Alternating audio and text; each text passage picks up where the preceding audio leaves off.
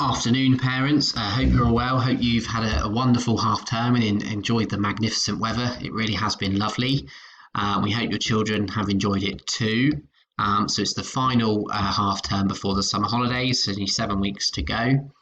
Um, Update then for the learning this week, going to take you through the timetable. There's RE on there for looking at the mission of the church, linking to Pentecost and their activities to complete. Obviously, physical education, really important and a great way to start the day. Joe Wicks is a good shout for that. Maths, we will be following this exact same structure of learning we've been doing for the past 4 or 5 weeks to keep it simple. So task one is set on Monday the 1st of June, so tomorrow, and needs to be completed by Wednesday the 3rd of June. That's my maths. There's 2 activities for each child on there, and it's linked mainly to fractions, and then there's a revision task as well, adding and subtracting fractions. That is because we're not confident that every child is secure on that yet, so we are going to revisit it. Task 2 is the sheet, which is on eSchools, is set on Wednesday the 3rd of June and due by Friday the 5th of June. And it's on eSchools, and they can submit that on eSchools, and the sheet looks like this, and all they need to do is type their answer in. So 4/5 plus 3/5 is 7/5, and then they can save that for us and send it back to us on eSchools for us to mark. Task 3 is the 2-week project, which is the Maths Home Learning Sheet number 27, which originally was due in on Monday the 1st of June, but that has been extended to Friday the 5th of June. So if your child has already submitted it to us because they've completed it, then they don't have to do task 3 this week. If your child hasn't submitted it yet to us, then they have a little bit longer, and it needs to be submitted by Friday the 5th of June, please. TT Rockstars, there'll be a 2-week battle of 5CP versus 5A, so encourage your child to take part in that, please, and then Doodle Maths as well. So that is maths reading. Obviously, if they have a Lexia account, then they need to do this for 20 minutes per day, please.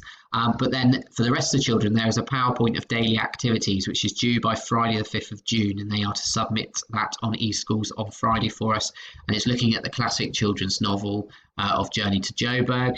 And the activities look like this. So Monday, there is a clear structure of questions and predictions there, so they just follow this through.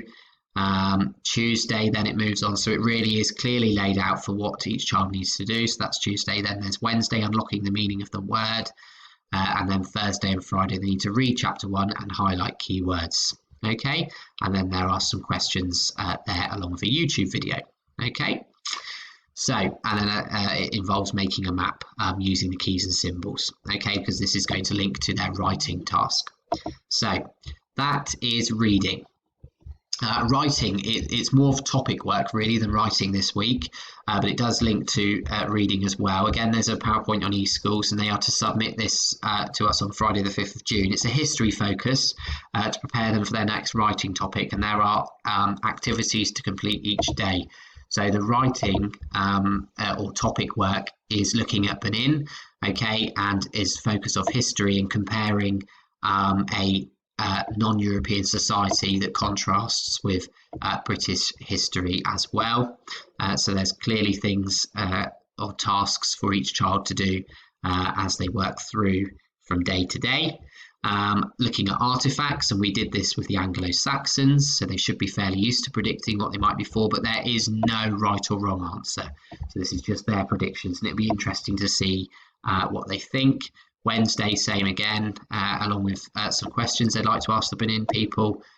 Thursday, if you could read some of this to your child, and then Friday is a similar task as well with some questions. Okay, and then what they have to do is find 5 facts or different pictures and artifacts about Benin, and explain what's happening or what the picture or artifact is about. They can present it as a poster if they like, and then there's a challenge there as well. So that's writing, so it should be quite interesting for them, quite exciting, but that will help them with their writing that we will start probably next week.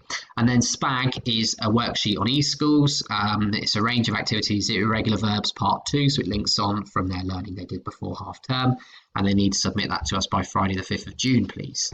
So that's what we have planned for them this week. We are now in school full time, So we will always be in school, but we will do our best to get back to you and answer any questions you have.